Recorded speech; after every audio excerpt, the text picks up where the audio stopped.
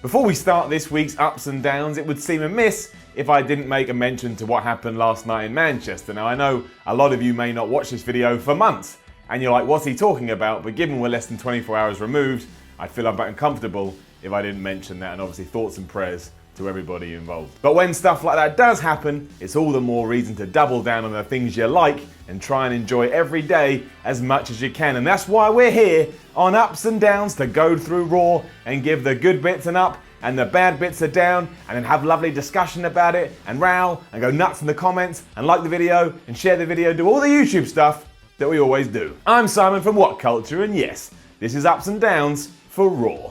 Let's do it.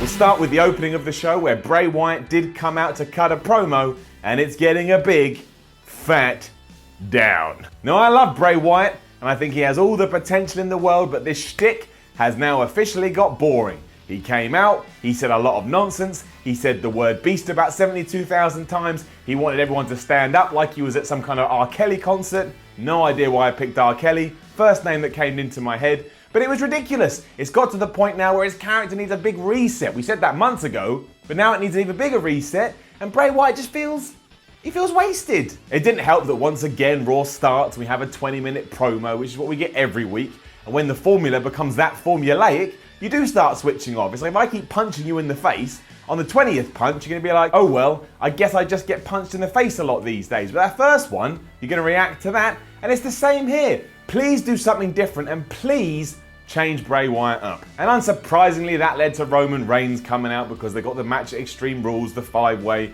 where whoever wins will go on to fight Brock Lesnar. Then Kurt Angle, the GM, came out and said, hey, I've got an idea. Let's do Bray Wyatt versus Roman Reigns right now. And guess what?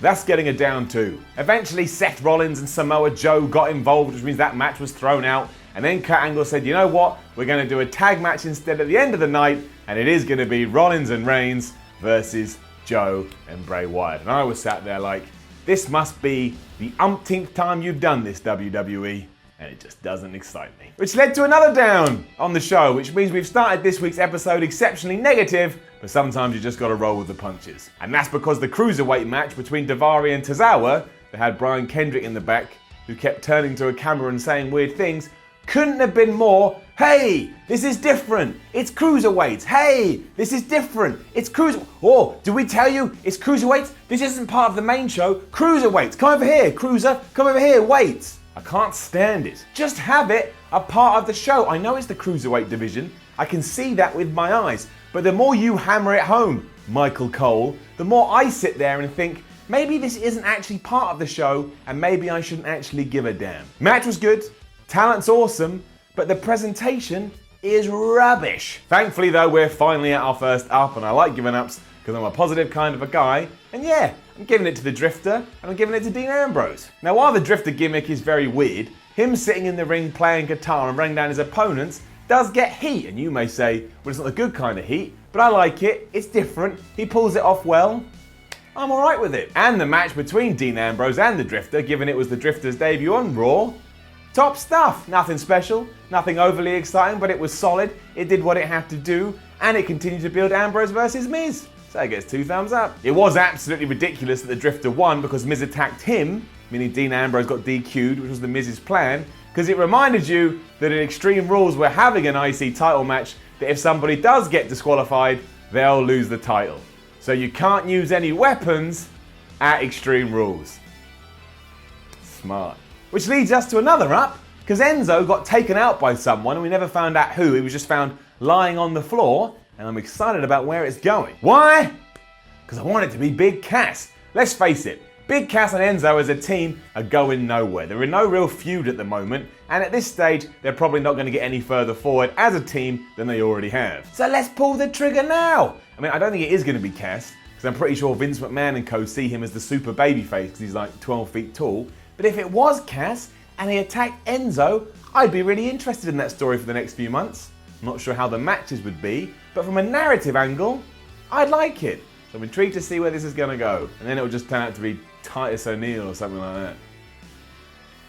And on the subject of Titus O'Neil, everything between Kalisto and Apollo Crews and the man himself getting her down. It already seems like we're moving away from the team of Titus O'Neil and Apollo Crews, which sucks. I actually thought they could have done more than that, because Kalisto beat Apollo Crews after Apollo Crews was distracted by Titus. I didn't need to say the name Apollo Crews as many times as I just did. Also, the promo beforehand between Kalisto and Apollo Crews, said it again, was awful. It was awful. Kalisto sounded like he was reading from a script. Crews sounded like he was reading from a script. It made me hate both of them, and they're meant to be good guys. Idiots. But let's get back to the ups, because everything that WWE did with Finn Balor on Raw was great. Up. He cut a decent promo and proved why he's such a good babyface, because when he stumbled over his words, he just smiled and laughed it off, which makes you go, ah, Finn Balor, you're so lovely. And then Paul Heyman came out and the two had an amazing back and forth. Now the reason this was so fantastic is that A, it made Balor feel like a big deal because Heyman put him over. B, the Universal title started to feel important again because actually a focus on the show. And C, or 3, I can't remember what I did now, letters or numbers. Either way, Heyman's just awesome, and once again, he was awesome here. Then that led to a match between Finn Balor and Anderson from the club, which was nice for us because we're like, wait, it's the club from New Japan, but now they're having a fight. And it was good, it was solid, and I enjoyed it. So all round, great night for Finn Balor, although we are going to get to him later in the show as well. An absolutely massive down, though, for the fact that Alicia Fox and Sasha Banks are continuing to feud. Like I say, it's a down. Had a terrible segment backstage, then had a match that was pointless. Sasha Banks won, but then Alicia Fox and Noam Dar attacked her, so the feud's actually going to continue. I didn't care about any of it. It was well rubs, as someone like we would say. Well rubs, who cares? If you care about this, get in touch with me and let me know, because I want to know why. I don't understand it.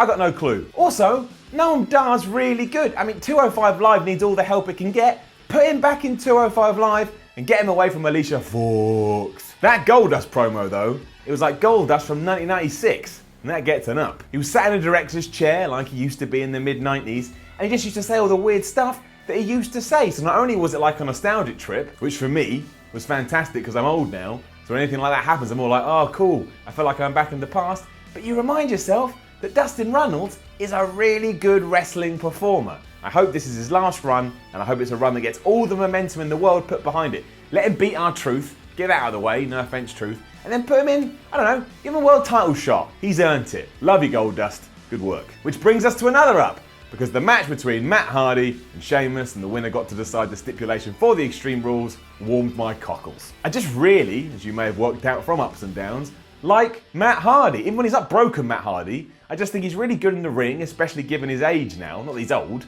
but you know, he still moves incredibly well for a dude in his 40s. And I'm just so excited to see where his character's going to go, because I do believe eventually the Broken Universe will come to WWE. Matt won the bout as well, which means we are getting a steel cage match at Extreme Rules. And while I actually think the Hardys will lose the titles there, I'm okay with it, because Sheamus and Cesaro are a good team too. The tag team division at the moment on Raw, I like it. Which brings us to a nothing. So not an up, not a down. And that's the match between Neville and Tony Nese. Meh. It was fine. Neville's awesome. Tony Nese is good. But this just kind of existed in the ether and didn't feel like it had any importance around it whatsoever. It did build and let us know that Aries and Neville are going to have a submission match at Extreme Rules, which would be amazing, by the way, because those two guys are amazing. But this, again, it was like, we got to do something with Neville. He's the Cruiserweight champ. Should we put him in a match? Should we put him in a match? Yeah, put him in a match. Go on, Neville. Out you go. And he goes Neville. Down the ramp.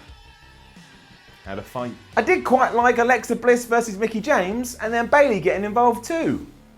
That's getting up. Again, it's kind of sad because it is leading to a kendo stick on a pole match at Extreme Rules, but the kendo stick was used well here after Alexa Bliss beat Mickie James and gave her a thwacking, and then Bayley came out to save her mate. So everybody ticked the necessary boxes, and, of course, Alexa Bliss has all the potential in the world, and it's got to the point now where I'm excited about seeing her on Raw, which means she's doing everything right. And then there was the main event. While it was incredibly obvious, the match itself was good, gets an up. It made everybody feel important. It allowed the commentators to ram home that we are having the fatal 5-way match at Extreme Rules, and the winner goes on to fight Brock Lesnar.